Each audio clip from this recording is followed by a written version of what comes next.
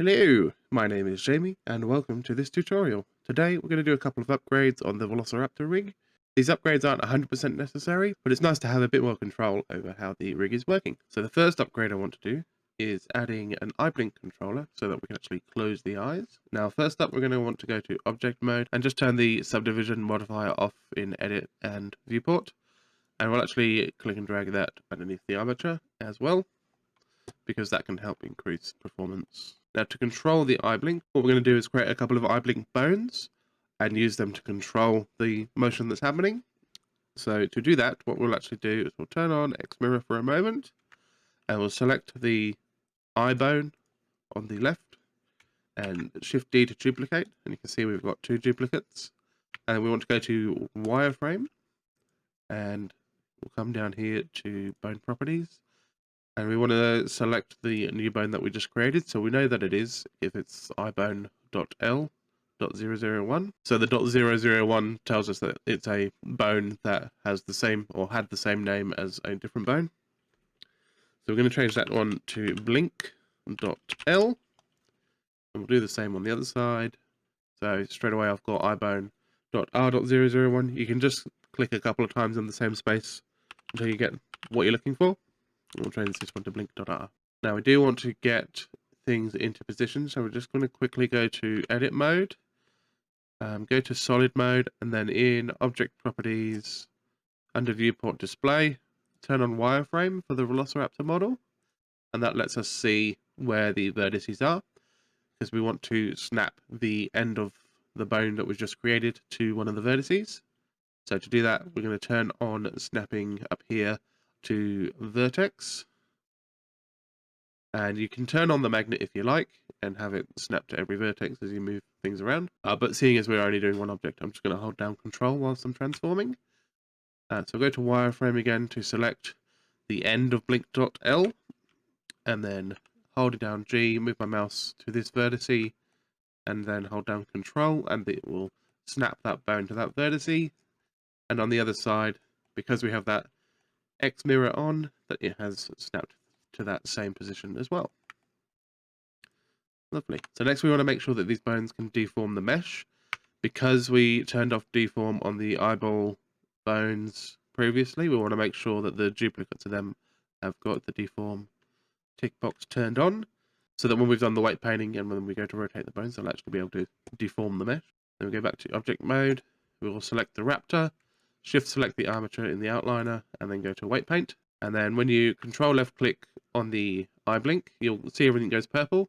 Just left click on the model and do the same for the other side. And that will assign a vertex group. So there's a couple of settings we want to set before we start weight painting. So first off, in the symmetry, we want X mirror on, and we want mirror vertex groups on as well, so that it will assign everything to the correct vertex group. And then under options, we want auto normalize. And what that will do is basically currently the head bone is currently weight painted to everything up here.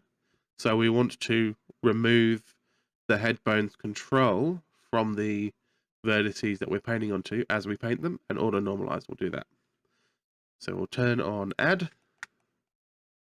My brush strength is currently about 0.5, and that's fine.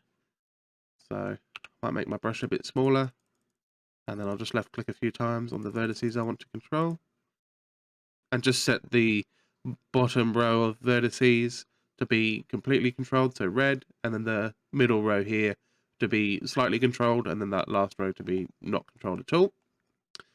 And then if we rotate around and get into the head and go to wireframe view, we can actually see there's some internal vertices as well.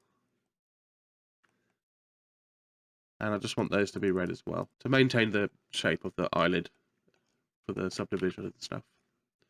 Okay, beautiful. So now, when we press R to rotate, we'll see that the eyelid follows along. If we press R and then Z twice, that will rotate in the local Z axis, which will get us the perfect rotation. And we can just test that from a few different angles and stuff. And if you look at the main edge of vertices, it's working pretty much perfectly. But obviously the eyeball is still poking through, so we're going to fix that up now. So we'll go to object mode and select the armature, go to pose mode, with Control Tab. And I'm going to actually set a keyframe for each of these bones. So in the rest position, I'll just do I and then rotation, and then move to frame 10, RZZ, and get it to where the eyelid is pretty much completely closed. So we can have a look here, do RZZ again. I can see that vertex here dips just below the mesh about there. So I'll do I and then rotation on frame 10. So now I can control this motion from here, so I can just keep quickly and check on things as I'm working on it. We'll do the same for this bone. So we'll go to frame 0, I, rotation. On frame 10, rotate on the Z local by pressing Z twice again. Hold down Shift for finer control until that one's nice and closed as well. That looks good. So we'll do I, rotation, and then we can just test that that's working, and that looks good. So now we want to select the Raptor object and go to the object data properties, and under shape keys, I'm going to hit plus to create a basis, and then hit plus again to create a new shape key. We'll call this one blink.l, and we want to set the value to 1. And then next we want to go to edit mode and just start moving vertices around. G and then X, I think. Just bring that out. Maybe bring these ones out as well. Maybe even bring these ones out just a little bit, just to make things a bit smoother.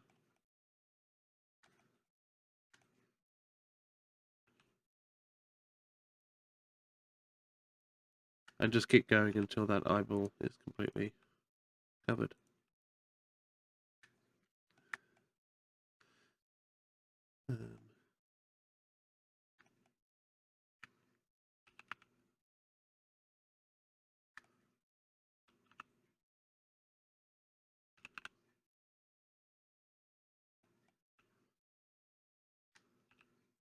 Now it does look weird, but it's worth remembering that the idea of this model is to have it rendered with subdivision surface on.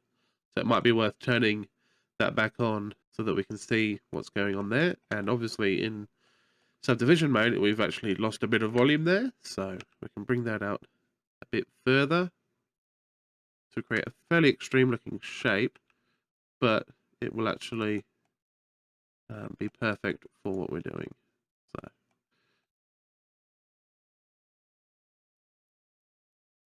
again, we might bring, oops, might select these vertices up here, bring them forward just a little bit, and just massage things into place. That's a bit better. Okay. So now I want to select these.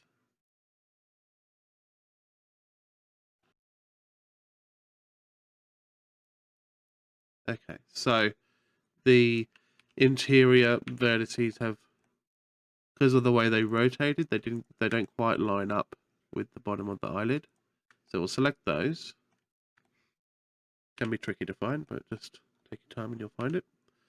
And then we can probably at least bring those down in the Z, and you see that's actually fixing the issue down the bottom of the eyelid there.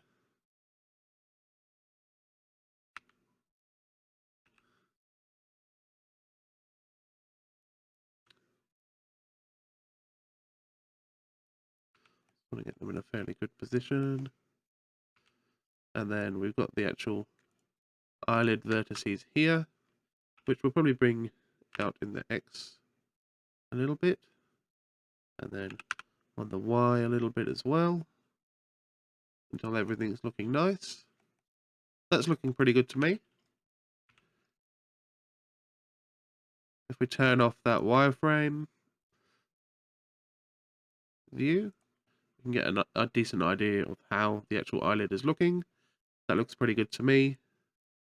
Now currently that shape key is just constantly on, so it makes everything look a bit weird when the eyelid is open. Make sure to save your work.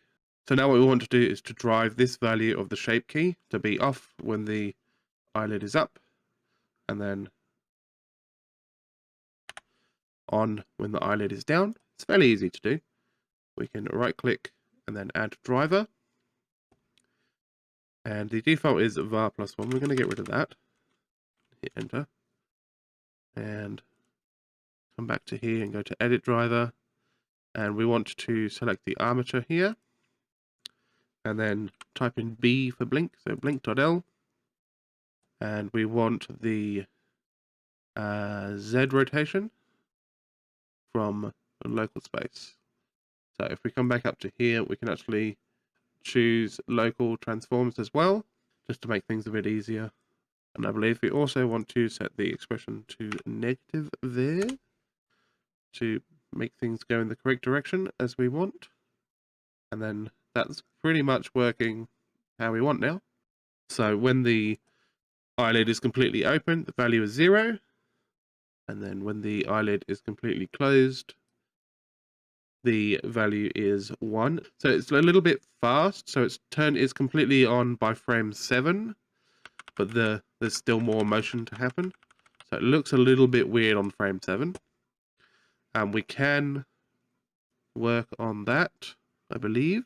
So we probably want to multiply times 1.5. And that has sped it up. So we want to divide. Let's see how that goes.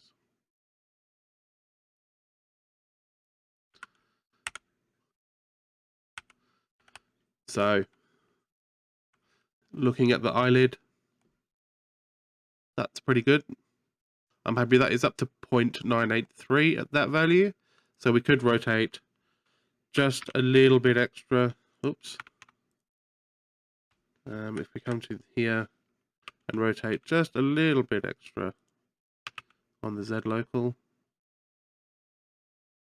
we would then get, we get the full value there. Beautiful. Okay. Very happy with that.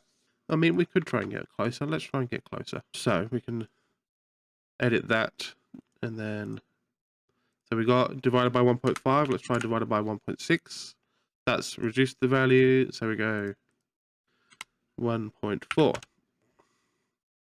So now we've got a value of 1 at 10. At 9, we've got 1 as well. So it can be a bit of a fiddly act. I think having it full on at 9 and then just finishing closing is fine. That's much less. There's no super weird stuff happening with the eye at that point. So that looks fine to me. And at 0, with no rotation, we've got that sorted. So that's an eye blink. Beautiful. Okay, so now we need to do the other side. Now, because I had my X mirror on whilst I was editing that, we've actually got the same shape is on both sides now, and we can use that to our advantage. So we make sure we're on frame 10 with everything with the value fully active, and then we can click this arrow here and do a new shape key from mix. And then if we come all the way off and then turn that on, we'll actually see that the shape key is activating. So this can be our shape key that we use for the right side. So we've got blink.r. And then all we need to do is limit which vertices are being affected by each shape key. And we can do that with the vertex group. That's what this vertex group is here for. So if we go to edit mode, and if we alt left click on this ring of vertices here, we can see that we selected a ring there. Do Control plus, maybe twice. So we've got just these eye vertices, and then we can create, we've got all these vertex groups. We can create a new vertex group, and we will call it blink shape dot L, and we can assign these vertices. And then with blink.l selected in the shape keys, we'll go to the vertex groups and we'll do blink shape.l. So now only those vertices will be affected. So now if we scrub this back and forth, we can see it's working here on this side, but it's actually no longer working on this side. And then we'll do a vertex group for blink.r. So we'll select, alt left click to select this ring of vertices, grow that selection a couple, create a new vertex group, we'll call it blink shape.r. Make sure you hit assign. And then under blink.r, we've got the vertex group. We can do blink shape.r. And then all we need to do is drive the value of this one with the bone. So we'll select the armature, the blink.r bone, and then we want Z rotation in the local space. So that should start working. And then we probably want, so that's going in the right direction now, so the positive variable is fine. But we probably want to actually copy the value that we're using here at least. So what was it, 1.4? So we probably want to multiply by 1.4. Oops. So we go to blink.r, right click, edit driver, and then we'll go star 1.4. We'll see what that does.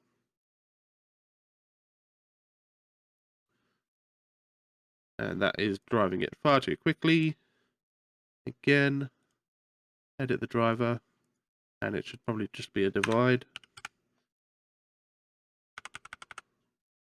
Yeah, that's good enough. So that's working exactly the same as the other side, but now there's different, the two drivers are being controlled independently by the different bones. So now we can blink each of the eyes or wink each of the eyes of the Velociraptor independently at any time that we like. Now the texture will stretch over that, so it's probably not something worth zooming in on too much, but you could always go back and fix up that texturing later on.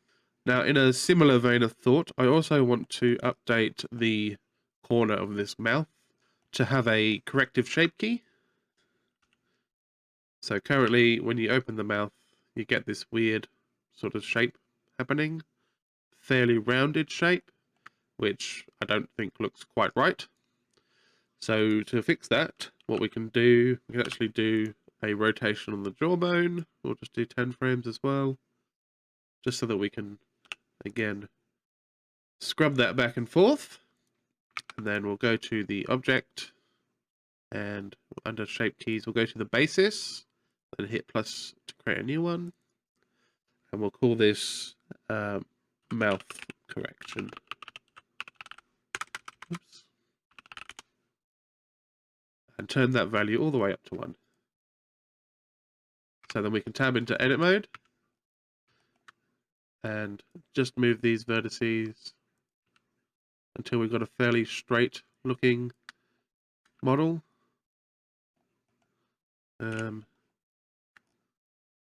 These vertices here.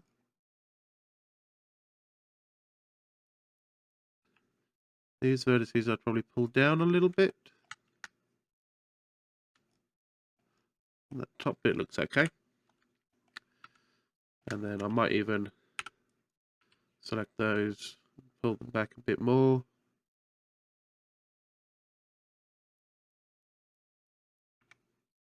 So that's much straighter than it was compared to like that. I feel like that's better for the corner of the mouth. So now we just want to drive this value with the jawbone. So we'll right click, add driver, select the armature, select the bone, so it'll be jaw. And the rotation will be in the X local.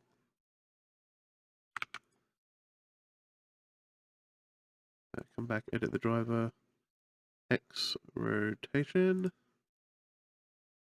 the local space.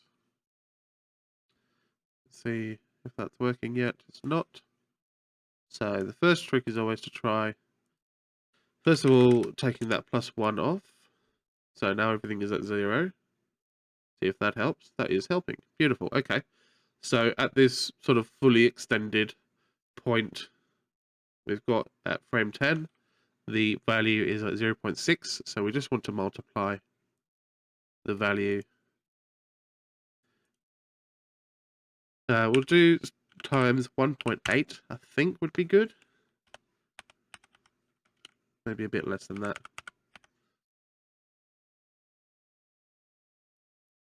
So go back to edit driver. Let's try 1.5. And it gives you the value there. Okay, so we'll do 1.6. So just over 1. Yeah, beautiful. So now that connective tissue doesn't look all weird when the mouth is completely open. And that's where I wanted to leave things for today. So we've done a couple of little upgrades for the old Velociraptor rig, making it look a bit more professional, making sure that the transformations are looking good. And these are techniques, so using the shape key to correct what a bone is unable to do on its own. That's a pretty standard technique for working with rigs. So if you had a pose where you wanted the character to be doing something specific, and you weren't happy with what was happening in the shoulder or something, then you can then drive a corrective shape key where you go in and move the vertices exactly where you want them. Yeah, and just have them drive for that pose or for that shot, and that can help you to have a bit more control over your character. And this is pretty much the extent of my expertise as far as it goes for creating rigs. I much prefer spending my time trying to create some cool characters and stuff rather than trying to spend too much time in the weeds with all the rigging tools, because it can be quite overwhelming. So don't expect too much more rigging content from me, but I might do a little bit here and there if I've got characters that need a rig, especially if they're a significantly different style character than the Velociraptor. So for now, I'm calling this one complete. There might be an update in the future if I can get something working with the tongue that I'm happy with, because I don't want to come up with some super complex way of doing things and then have to try and explain that. The iBlink setup was almost a victim of that, but I cobbled together the iBlink controller in a way that is teachable, at least for me. So yeah, that's where we're going to leave it for now. So make sure to like and subscribe and chuck any comments and stuff to help with the old YouTube algorithm. There's links to things like Discord in the description, and until next time, I will see you later. Goodbye.